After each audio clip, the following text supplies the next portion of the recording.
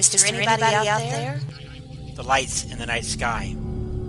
Skywatchers. We're watching. We're watching. Did you see that? Skywatcher on Skywatcher Radio.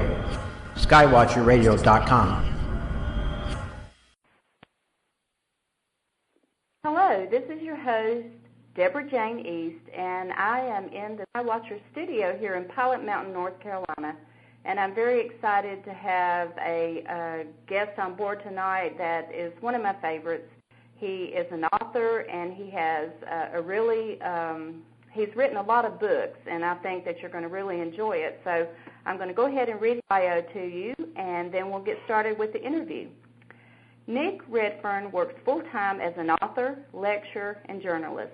He writes a wide range of unsolved mysteries, including Bigfoot, which is one of my favorites, UFOs, the Loch Ness Monster, alien encounters, and government conspiracies. His books include Close Encounters of the Fatal Kind, which is his current release, For Nobody's Eyes Only, Men in Black, The NASA Conspiracies, Contactees, and Memoirs of a Monster Hunter. He writes for Cryptomundo.com, the Mutual UFO Network Journal, and Mysterious Universe.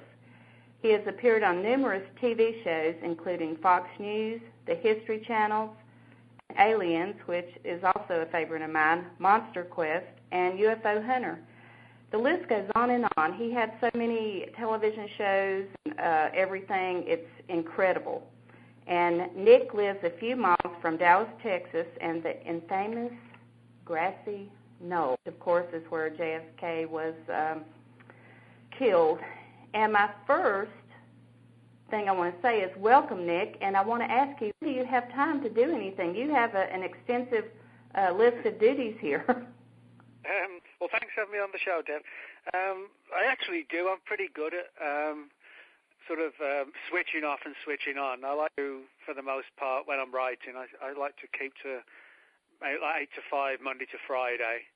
And then, unless I'm on deadlines, I don't usually work at night or weekends, because I find that if you do, you just kind of get like overload and frazzled, and you don't actually do your best put when you're in that kind of frame of mind. So I like to sort of switch on, do the work, switch off, and then have a totally sort of normal way, give a normal life away from it, you know, and just, which for me is going down the pub, watching the English soccer, you know, just the normal. Oh, just regular stuff then.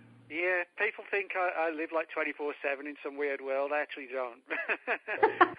But, I enjoy I enjoy the weird side, but I also enjoy, you know, just kicking back and having a few beers with friends, or as I said, watching a soccer game, or going and seeing a band play, that kind of thing, you know, just and then get back to it the next morning and sort of refreshed, and rather than just sort of brain dead, you know, doing it 24/7 or whatever. So.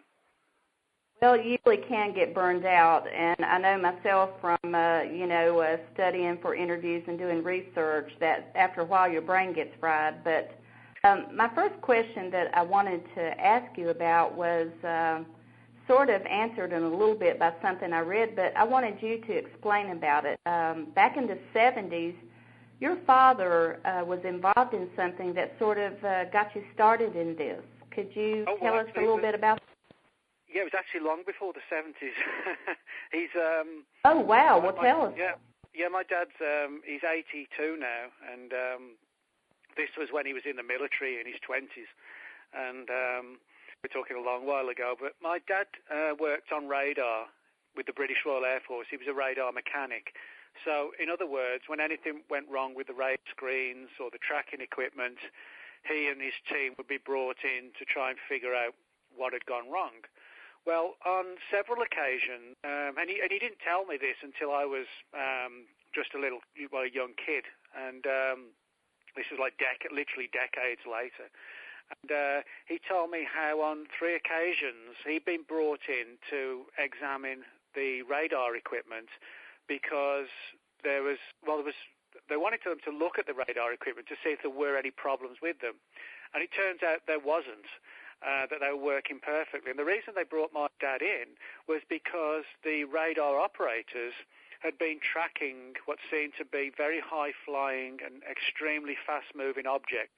Clearly, I mean, sort of 40 years ago, 50 years ago, we're talking about something that's outpaced anything that was being flown by the military of the US, the UK, Russia, China. There was just nobody could build anything of those sort of performances, speeds, and maneuvers.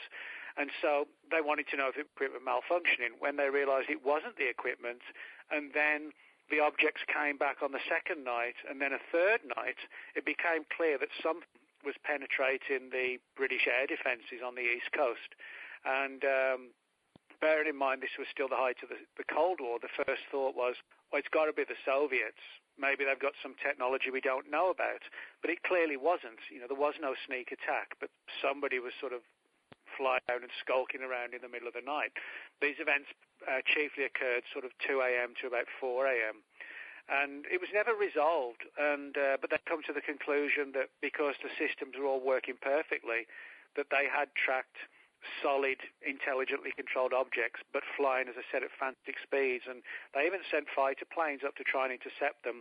The pilots reported seeing these huge balls of light that they couldn't really make out the shape because the light was too brilliant. It was kind of like, if you imagine a camera flash that doesn't go off, that's how bright they were.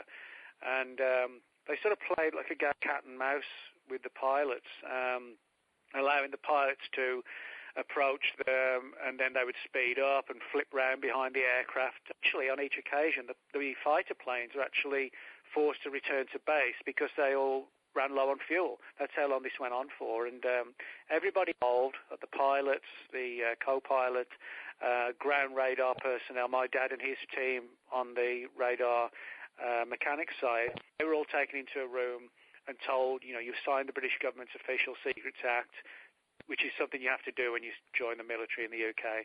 You won't talk about this, you know, you won't speak about it, you won't tell the newspapers. And I said my dad didn't say anything until I was like 12 or 13. And that got me interested in sort of really digging into all this further. And then when I finished school, I worked on a magazine straight out of school at like 17, magazine called Zero. And this was like a magazine for young people that covered music, fashion, entertainment, gossip, that thing. And I primarily worked on the music side of things, which is my other big interest. And so I was actually getting sort of paid on this magazine to go and see bands play and interview rock stars, etc. And it was like, and this is a job, you know. It didn't seem like a real job.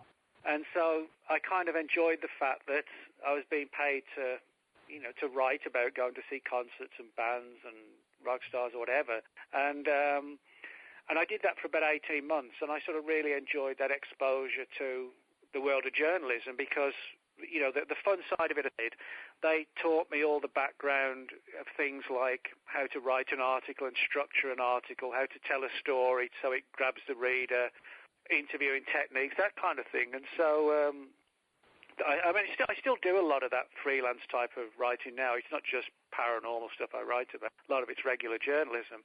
But from there, I then eventually decided, well, why not try and combine the journalism background, interest in everything from UFOs and paranormal, etc., and combine the two. So that's sort of what I did, really.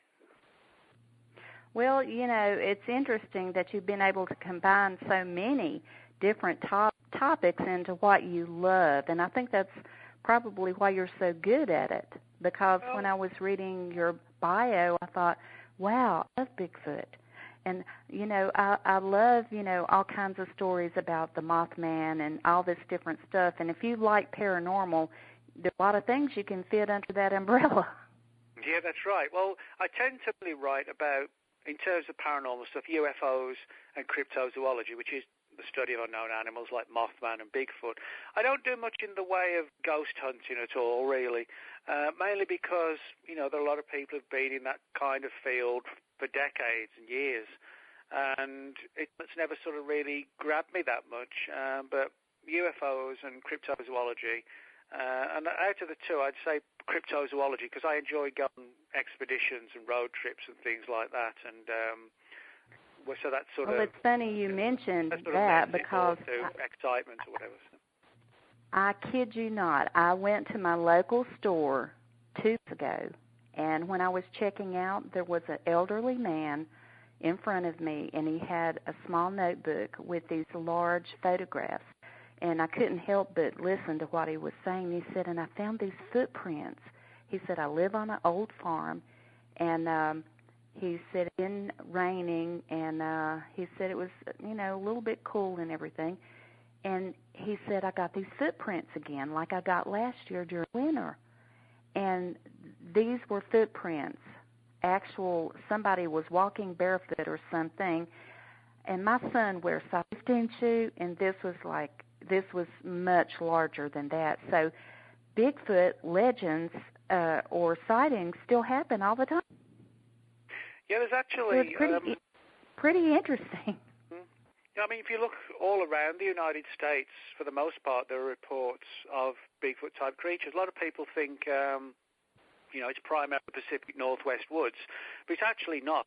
Wherever there's sort of large forested areas, you can find them. And actually, North Carolina, where you are, that has a large and long history of Bigfoot-type stories going back to the 19th century when the local newspapers used to refer to them as wild men, long before the term Bigfoot was even created. So, and one of the reasons why some people think they're reported all over the place is because it could be kind of like nomadic. Most apes and monkeys tend to live in static locations in groups, but there is this theory Bigfoot could be kind of like a nomadic creature that's sort of constantly on the move and so on. Well, it's definitely interesting, and the other thing I wanted to mention, when I was looking at reviews of your books, one of the things that I read that impressed me the most, because I do read a lot of stuff on different topics and everything, and it said that a lot of your books reveal new, unknown facts about old cases, UFO cases and legends and things like that. So that brings me back to your current book, which is Close Encounters of the Fatal Kind. You're talking about suspicious deaths that have happened in the UFO field to researchers and things. Could you tell me what prompted you to write a book that is not necessarily the fairy tale ending to what a lot of people write about in ufology? Well, I mean, the main reason, when I'm writing a book on any subject, you always sort of have to consider your audience, because they're the people spending their money and buying your book. So you want to be able to give them something new, or even if it's an old case, to uncover new material that makes it worth their while to actually buy the book instead of just going over old ground. So that's the main thing I always think of when I'm writing a book. And when I was sort of looking for a new idea, I sort of sat down and thought, well, I've just done a cryptozoology book, so I'll chop and change and now do a UFO book. I like to sort of split up between, which ones I'm writing about at any particular time. And so I thought about a few different UFO-related ideas, and I stumbled on an article that I hadn't read in years about a mysterious death in ufology. And then I thought, well, we've all heard of a few stories like this, but how many are there? And so I began looking into them deeper and deeper and found there were literally dozens. And what surprised me was that nobody before had done a full-length book that's chronicled all the mysterious deaths that have occurred in ufology and all the mysterious cases of people vanishing as well. And so that's essentially what I did, and sort of put it all together, and covers to the 40s to the present day. And it's only when you sort of put the pieces of the jigsaw together you realize the sheer level of reports there actually are. And I was quite surprised when I was reading your book at just how many that you came up with. And you dealt with a lot of my favorite UFO cases, like Area 51. And well, let's talk about Rod first. I just recently came back from there because, if you love UFOs and all that stuff, you got to go to Roswell at least one time in your life. But you spoke about someone by the name of Miriam Bush. It was new information to me, so I want to let you discuss a little bit about that because I found it utterly fascinating. You found out about her. Well, yeah, Miriam Bush is someone who died under controversial circumstances in 1989. And just to sort of backtrack, earlier in 1989, a man named Glenn Dennis came forward with a story about his knowledge and sort of semi-involvement in the Roswell event, this crash of some sort of object in a place called Lincoln County, the summer of 47. And the story is that whatever this object was, it sort of exploded in the sky and showered all this wreckage on a large ranch called the Foss Ranch. And there are stories, kind of like with an aircraft crash, if it explodes in the air, you have wreckage and things strewn all over the place, and very often sort of crash sites where the wing will come down somewhere and the cockpit somewhere else and so on. And that was reportedly the case on the Foster Ranch, that there may have been several different locations where bodies and some sort of escape pod may have been found at one site, and then all this shattered wreckage at somewhere else and so on. Now, at the time of the Roswell event, Glenn Dennis, who was this elderly man in 1989, back in 47, he was a young mortician at the Ballard Funeral Home in the town of Roswell. And of course, if you haven't never been to Roswell, it's essentially today one very long road that runs right through. Oh yes, very. Yeah, very long. Then you've got all the shops, stores, and restaurants around it. Now, certainly today, it's far built up than it was back in the 40s. And everybody around town knew everybody, and so when Glenn Dennis got a call from the Roswell Army Air Force, as it was at the time, asking about did he have any caskets? It wasn't that surprising that they would call him up. They knew him personally. But it was only when they asked, have you got any caskets that are child-sized and that could be sealed, to prevent sort of decay setting in, realised something really weird was going on. So he went out to the base, and the staff there assumed, because they all knew him, that he'd been called to the base. But he actually hadn't. He was just curious as to see what was going on. When he got in there, he was confronted by a woman he knew. And the story that he told was that she was a nurse at the hospital, and she told him this story about how the military had come across these strange bodies in the desert, sort of pummeled and semi-decayed bodies. Nobody knew what they were or where they were from. All they knew for sure was that they only just found out of the blue amongst all this wreckage on this ranch. And she told Glenn Dennis to get out of there. If you don't, you're going to be in trouble. So he left. He told a couple of close friends back in 47, then said nothing, literally at all, till 1989, when parts of the story as well were starting to come more and more out, and he felt, well, now's the time for me to tell what I know. But he didn't want to reveal the nurse's name because he was fearful that she would get some sort of backlash. So he created a pseudonym for her of Naomi Self. And so people went looking for her. Of course, they couldn't find her. But Glenn Dennis vowed never to reveal her name. Well, unbeknownst to Dennis, the woman who almost certainly was the woman was this woman named Miriam Bush. Now, back in 47, when the crash happened, she actually wasn't a nurse at the hospital. What she was the executive secretary at the base hospital. So, in other words, she oversaw all the work that the nurses did, etc.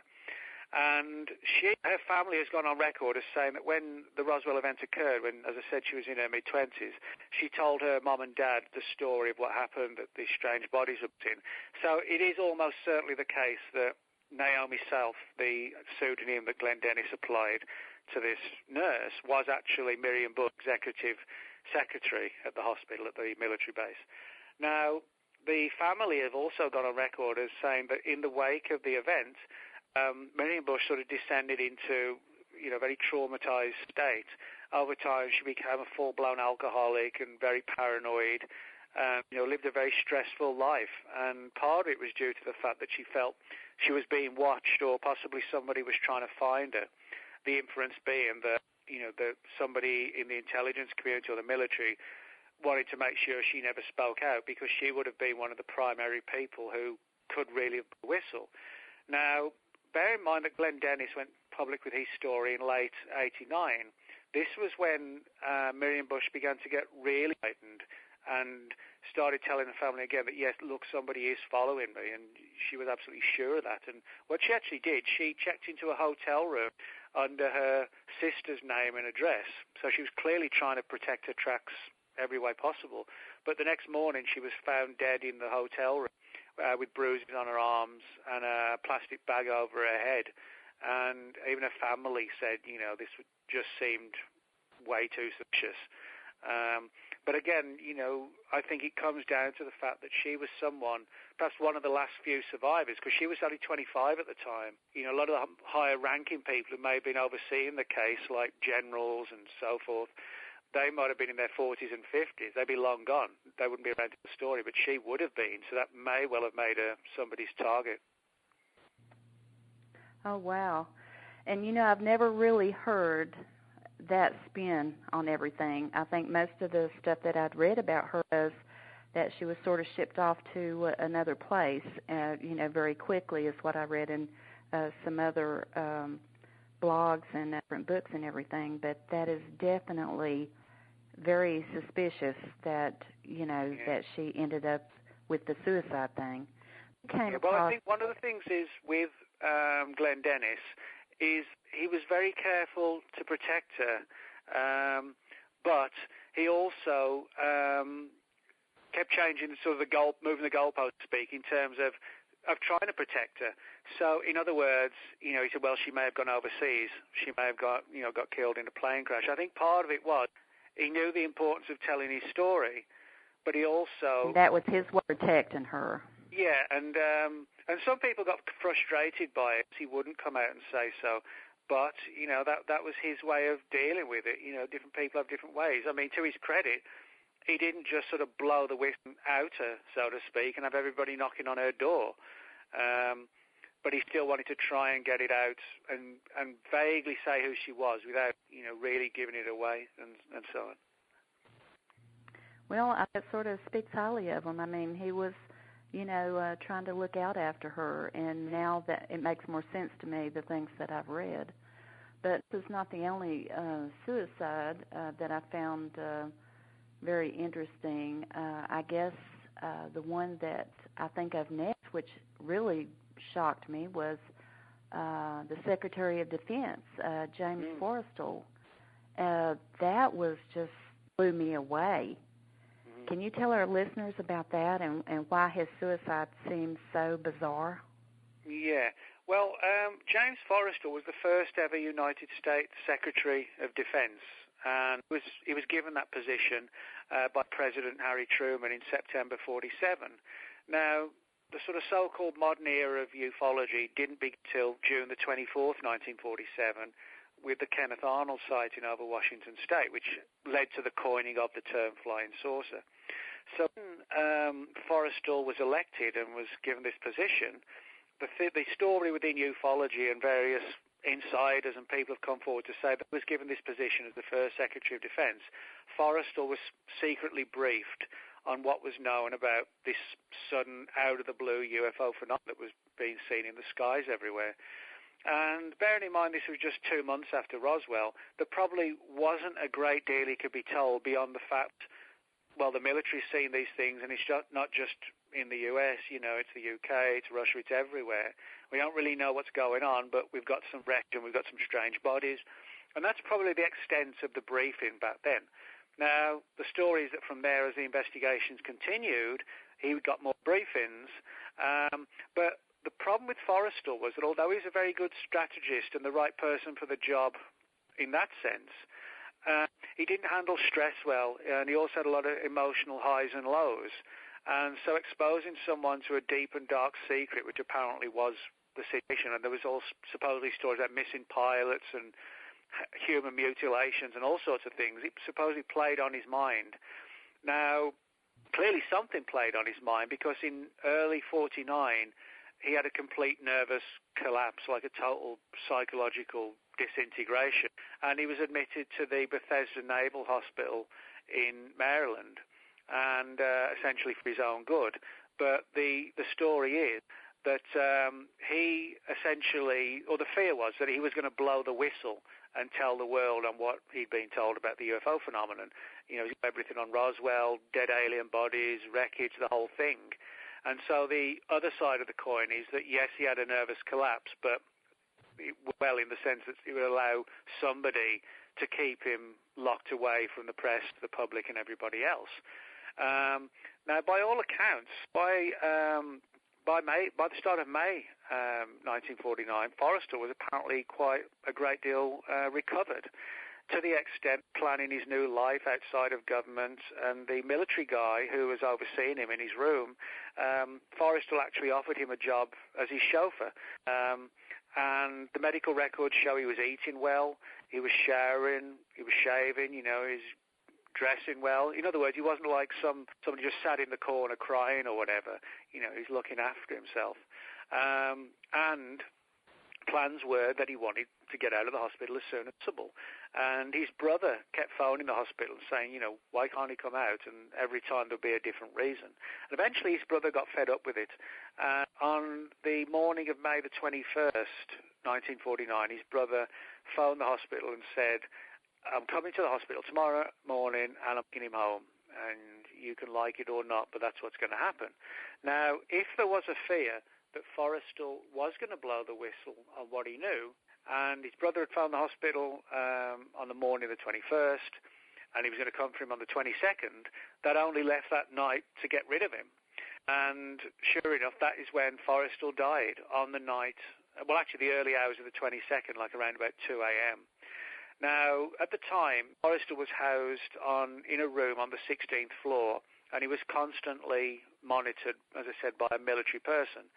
And, when one person's shift would end, another one would come on. Well, something strange happened where the guy who was on duty around about 2 was called away, and actually for quite a significant period of time. And that's when, depending on who you ask, Forrestal either jumped out the window or was pushed out of the window. Now, the actual story is that he was in his time, and he had this dressing gown on, and that he took the cord from around his waist and tied one end of it around his neck and tied it in a double knot, then tied the other end to the radiator, then climbed out of the window, lowered himself the other side, and intended on hanging himself, but the weight of his body snapped the rope, and he plunged down 13 floors onto a third floor canopy that was sticking out. Now, of course, none of us can sort of beat the laws of gravity. You want to be killed if you fall 13 floors from a large building, and he was killed. But a lot of questions were asked. For example, if you think about it, if you're wearing a dressing gown and you just take the cord off, is it really going to be long enough to loop it around your neck to where you can knot it twice, loop the other end around a radiator and knot it twice, then actually climb out of the window, which you've got to climb up, and then lower yourself down the other side? It's like how long is the cord? So it's questions like this that have come up, and his brother, Forrestal's brother, to his day, believed that he'd been murdered, that he'd been forcibly grabbed, and possibly the rope or the cord tied around his neck, and somebody intended to strangle him, but again, the cord snapped. But he believed, his brother believed, his dying day, that he was thrown out of that window. Well, it just really, to me, that how unusual it is, because he was going to be released so soon, and he had made plans, for a new life, so big. So it certainly, does seem bizarre. He wasn't like somebody, at the time, I mean, we're talking about somebody who, was actually a lot better. As I said, he wasn't exhibiting sort of classic traits of depression, not wanting to eat or can't be bothered to shave or whatever,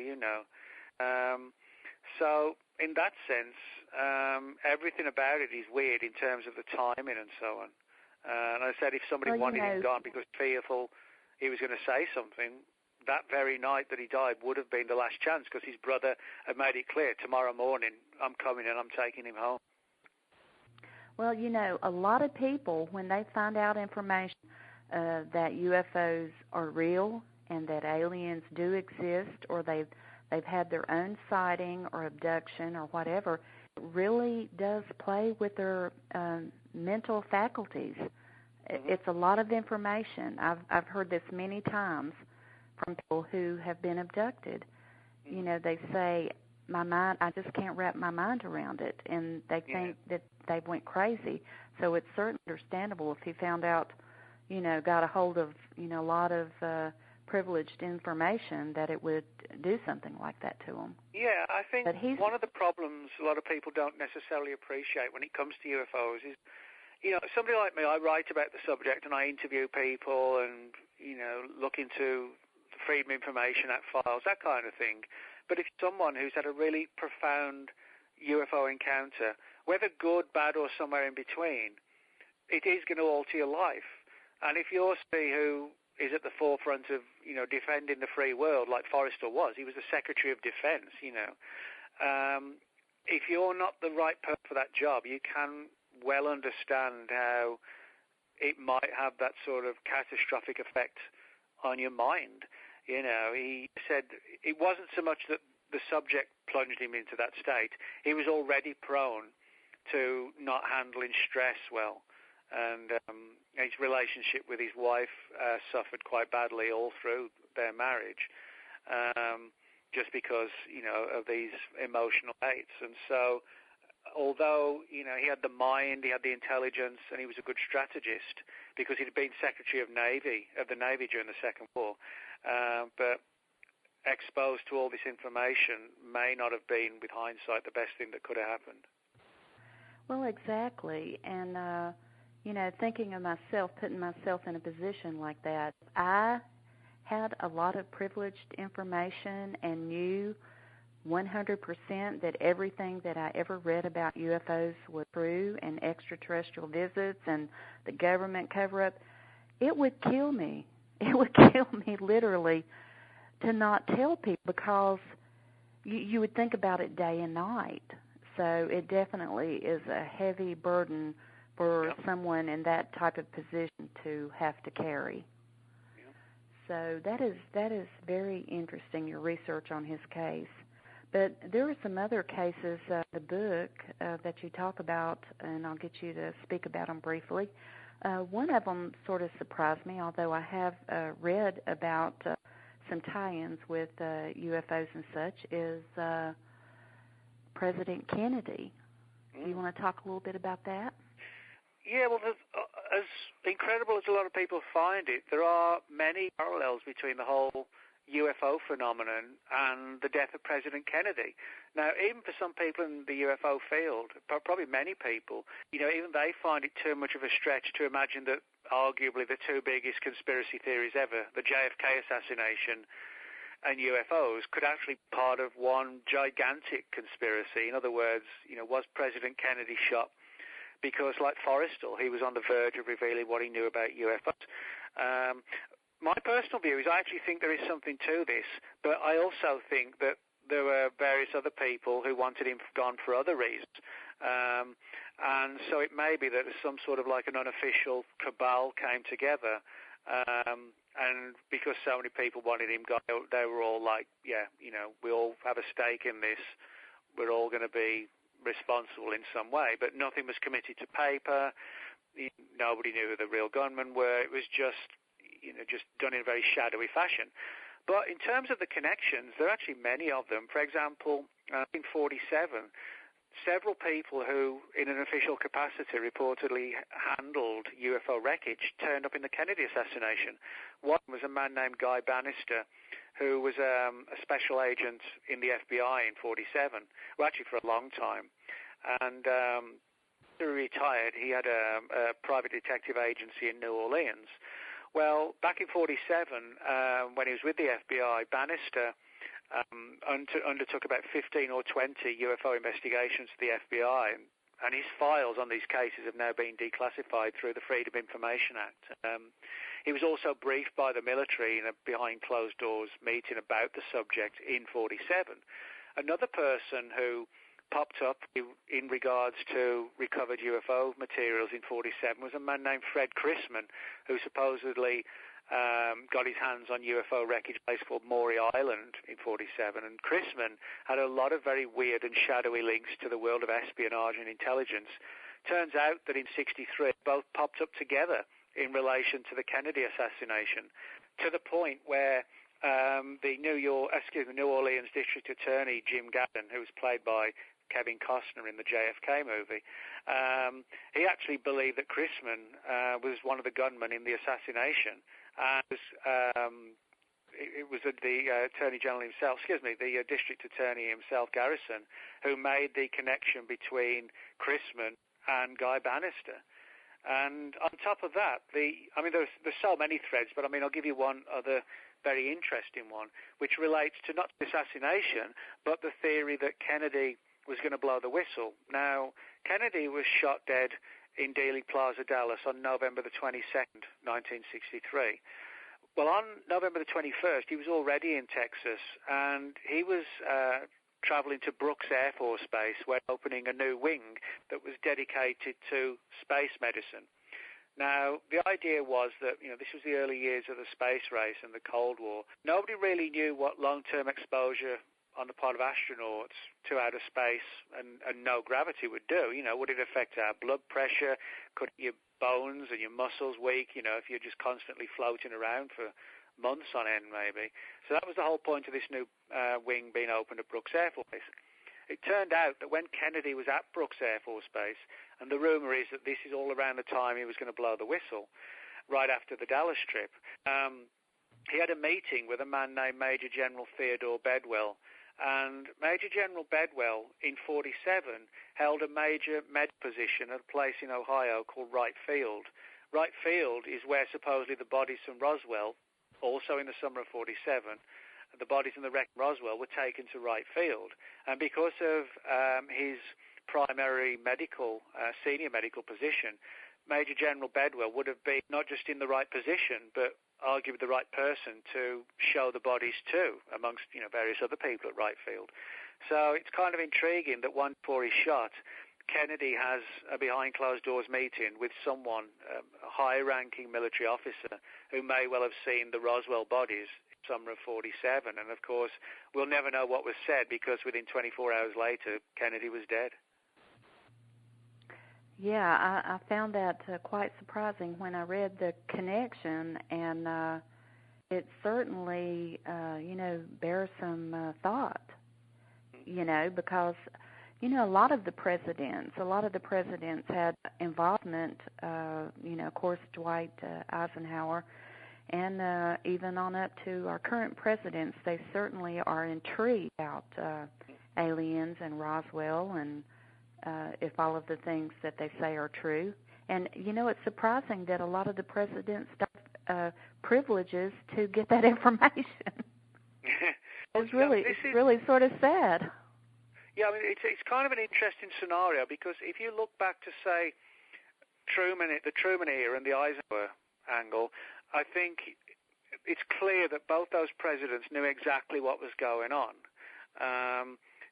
The military, I think, was in control of things, and the intelligence community when Roswell and things like that went down.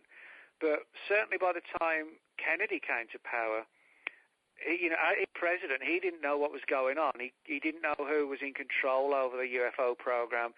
And what it seems to be, and this is what I personally believe, at some point during the latter stages of probably the Eisenhower administration, all of this, the real deep secrets and the technology study of the wreckage and the bodies, I think it was transferred away from the military and handed over to what we might call like a shadow agency that, almost operates outside of government, to where even the regular government doesn't know it exists. There may be a few people who suspect it exists, and there are some people in government who have sort of ties to it.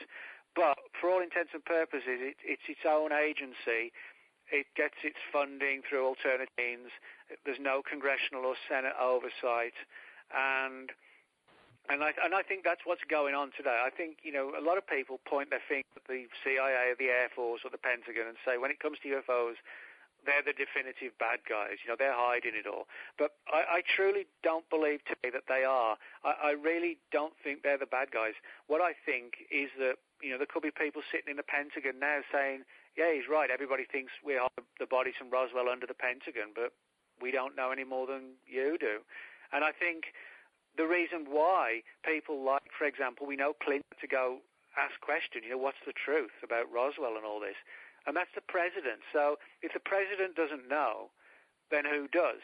And that's why I think it's like a shadow agency outside of government. one probably with tentacles all across the planet, linked with sort of powerful businesses and old money and rich families and that kind of thing, and they're the ones pulling the strings today. Well, I think you have a good point there because, a lot of the information that you get is from the Freedom of Information Act. And if these shadow companies or organizations are keeping that information, they would be under no, they would not have to turn over such information about different cases, would they? If it's not under the umbrella of the government. Yeah, that's right. And I think that's why we see a lot of really good, solid, credible documents surfacing from the 40s and 50s on UFOs, where clearly pilots were seeing things very, very strange. But today, the number of reports is few and far between. And again, I think that's a reason why, in my view, it's all being channeled out to somewhere else, because we're not seeing, that wealth of reports in terms of, what the government knows. And again, it's a hard concept for people to sort of get their heads around. But if you the way I liken this shadow group, if you imagine something like the ancient stories of something like the Illuminati, like this powerful secret order, which has massive fundings and sort of spies and contacts and people all around the planet and certain, buildings and secret places it works from. Well, if you imagine combine that with sort of the image that we have like of an espionage, a spy agency today, and with all their technology, that's what I think the group is. It's not like a regular intelligence agency. It really is something where the people who we think, the real rulers of the planet, not the people we think are ruling the planet. There's like these higher orders. And I think that's where the UFO subject and the secret, I think that kind of angle it falls into. Well, a lot of people that have studied Roswell talk about, how everything is compartmentalized to a need-to-know basis, one group would be doing something and they have no idea why they're doing it, or while another group is doing something different. It's really sort of smart to not put all their eggs in one basket, because the information is spread out there, and it might take you a while to, put the pieces of the puzzle together. But I will say you are extremely good at putting pieces of the puzzle together. And one of my favorite singers is John Denver. And I read something about him. He wrote that I had no earthly clue that he was even interested in. So would you share that story? Because I thoroughly enjoyed it, and I was quite shocked, to be truthful. Yeah, well, Denver, the country singer who died in '97 in a plane crash, John Denver was actually born in Roswell, New Mexico, actually into a forced family. And he had he knew about the case, but he also had a bigger interest in space flight, and he actually took and also passed both the physical and psychological tests to allow him to fly on NASA's shuttle, not of course to pilot it, but to go on as a passenger. And he was actually set at one point to go on the fatal Challenger shuttle, which exploded just after takeoff in January 1986, when we had the first space shuttle disaster that killed all the crew. And it was only due to, good fortune on his part, but not the rest of the crew, that he wasn't able to make the flight. Somebody else was selected for it. But as I said, he was physically fit enough and actually, psychologically proficient enough to go on board, and he would have done otherwise. But what's interesting, like a really weird sort of quirk of fate, is that one of those who was on board the Space Shuttle Challenger was an astronaut named Ellison Onizuka. And Onizuka had said, he'd been telling friends for years that when he was in the Air Force in the 1970s, he and a group of personnel he was with was shown like an old grainy piece of black and white film of what were alien autopsies of these alien bodies laid out on slabs in some sort of lab environment. And he never forgot this, and he was like, wow, the government or the military has got dead aliens. And it seems he was exposed to the film to think about maybe somebody wanted to get the story out, and so they subtly exposed certain people to it. But it's kind of a really weird, quirky piece of fate that Denver was born in Roswell, where supposedly dead aliens were taken, and he was going to be on the Challenger and turned out not to be, but somebody who was Challenger also had a connection to dead aliens. So it's like a very, very, very strange story. And of course, Onizuka died, the shuttle blew up, and then John Denver died in a plane crash in 1997. So it was everything about it is kind of a little bit weird. Yeah, I really thought so, and it was just surprising, because I always loved John Denver's music, but never really knew about his personal interests. So it was, pretty cool that you got hold of that information. How do you get all your research when you're doing a book? Is it all from the Freedom of Information Act, or is it do private research, or do you travel? How do you come up with all your stuff that you get? Well, it's actually all of those, Deb, really, and other things as well. I mean, I use the Freedom of Information Act a lot because I think, particularly when it comes to the skeptics and the debunkers, it's always kind of good to be able to, to be able to present something like government documents to sort of promote and uphold the case. It adds credibility to it when you've got official files. But yeah, I mean, if somebody, what often happens is people read my books and then they'll contact me to say, hey, I read this book or that one, and I wanted to tell you what happened to me 50 years ago when I was in the military. So they'll relate the story, and then, depending on how far away they live, I'll either go and visit them or we'll do a phone interview.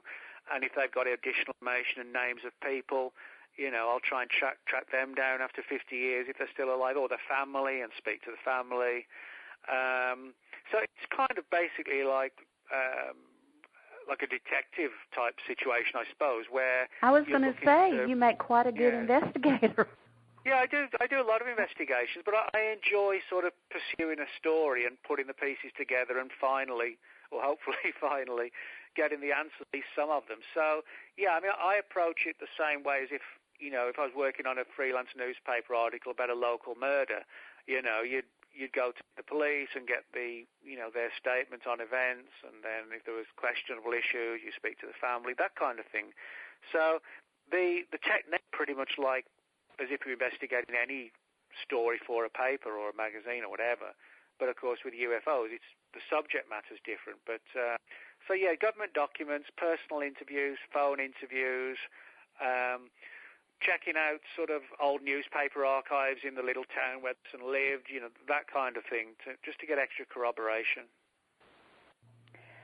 Well, whenever you bring up the name of the government, it always makes me automatically think of the Men in Black, which, you've written, a book about that and everything. But tell me, have you ever been under surveillance for any of your research, or when you were trying to get facts for a book that you were writing? Well, I mean, if I have been under surveillance, they're obviously doing a very good job, because I actually don't know. They've never given themselves away. So, I mean, I could be. What I actually think is that even people like me, like authors, unless you've got something really concrete, or you're somebody who can really blow the whistle, you may be sort of on and off, but I don't think you perceive there's anything particularly threatening. They might consider you a bit of a pain in the neck, but I don't think you're a threat. I mean, it's like if we go back to Miriam Bush, who we were talking about earlier. If I write a book about Roswell, it doesn't matter how credible the people I interview are. People are just going to, skeptics or whoever, or anybody wants to deny, is just going to say, well, you're talking to somebody who's telling you a story that allegedly occurred 50 years ago, and how do you know they're not lying? In other words, the story you're telling, even in a book, even with people who are named, can be denied. And, when you're a UFO author, you can easily be discredited as well. And so people ignore the stories unless it's just for entertainment angle. Now, when you've got Miriam Bush, who is very different to a UFO researcher or an author or a lecturer, she's somebody who was actually at the base hospital at the time, who held a major military medical position at the base, and could possibly blow the lid wide open. I can't blow the lid on Roswell open because all I've got is old testimony, which is interesting, but it's not going to change the world overnight. Somebody like Miriam Bush could that, and I think it's people like her who probably were deeply under surveillance purely and simply because of the difference she could make.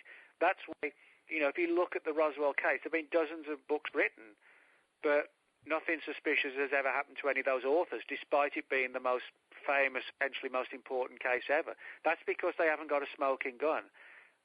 Miriam Bush was someone who was a walking, talking smoking gun. That was the problem. That could have what sealed her fate. Yeah, I'll have to agree with you. And, the fact that she was in there and actually, there's not a whole lot of people that can say they actually saw the bodies, that it came into the public knowledge that they did. So, yeah, I'm sure they would focus on people like her in trying to The other thing, of course, is, she up. got all her medical records. She could prove she held a position of responsibility. And at the very least, that alone would have made the media sit up and take notice. This wasn't some sort of vague Mr. X that nobody could identify. You've got to take the word of an author or whatever. No, this is someone who, it would be no different from profiling somebody who was a famous pilot in the Second World War. It would be along those same lines. Well, it's the same with Bob Lazar. I personally choose to believe, for the most part, what he said. But, when it came up to people being able to research, his history, his work history and where he went to college and everything, they couldn't find that. So that a lot of people say that, gave him discredit in their eyes. But, I think if you have a prestigious, job, or if you have a job where that it can be documented easily, yeah, it certainly, gives you a little bit more credence when you're come up and making, not threats, but giving information to the public about what you saw. Yeah, I think a lot of it just comes down to realizing the difference between different people.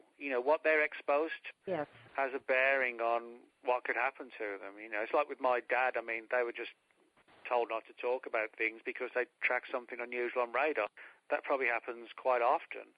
But that's very different from actually being at a crash site, and seeing strange bodies and actually knowing and possibly being someone who could really blow the whistle. Then you do become a bit of a threat to someone, I think.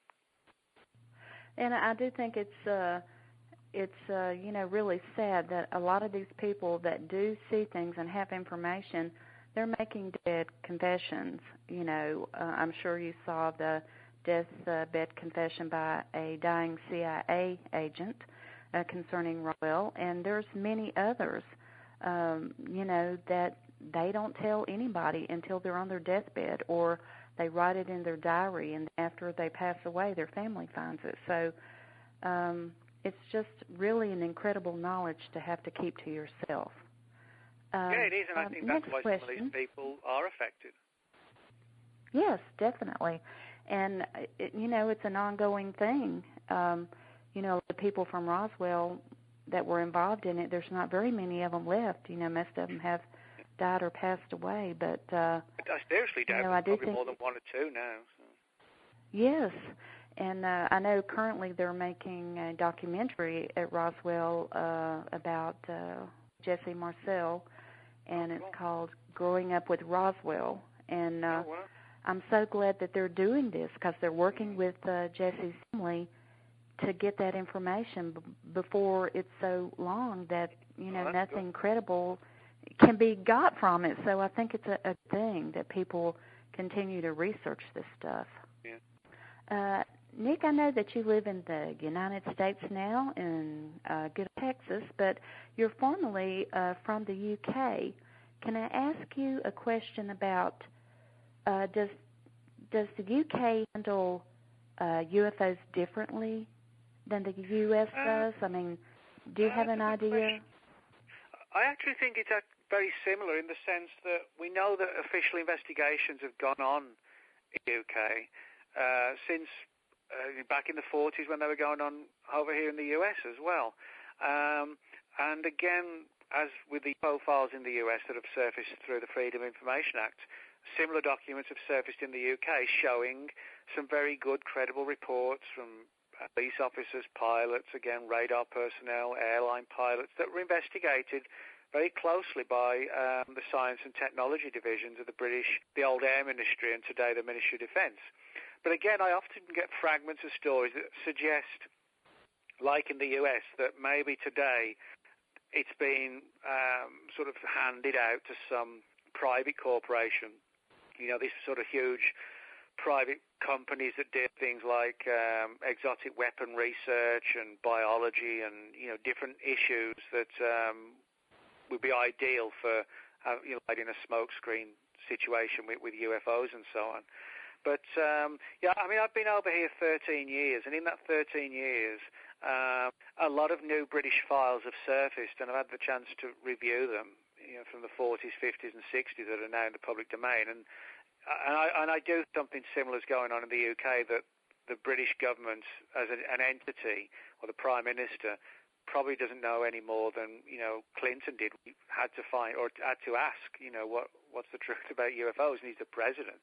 I think it's the same situation, that it's all outside of government, I think, now. Doesn't mean governments don't know far more than we do. They do. But I think the ones who are hiding things and denying things, they're the ones that are on the outside.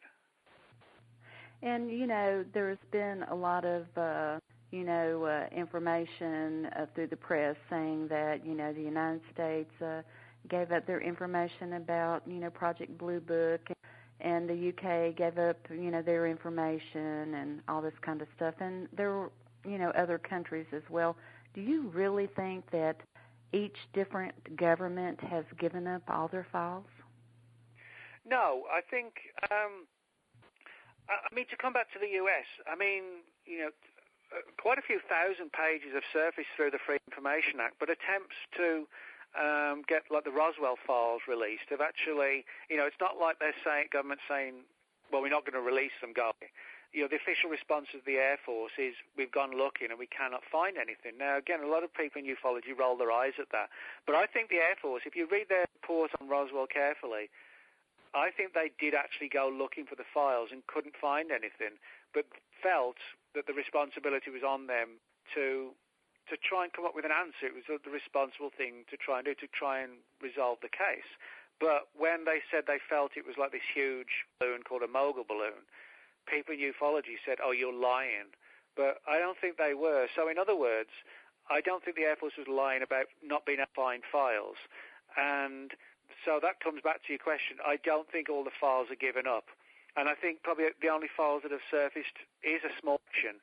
What I think is, as well as possibly the technology and the bodies being sent over to this private corporation, probably all the really significant files on things like, well, from the 40s, all those old 70-year-old documents in filing cabinets were probably wheeled literally out of the Pentagon 40 years ago in part of this shadow agency.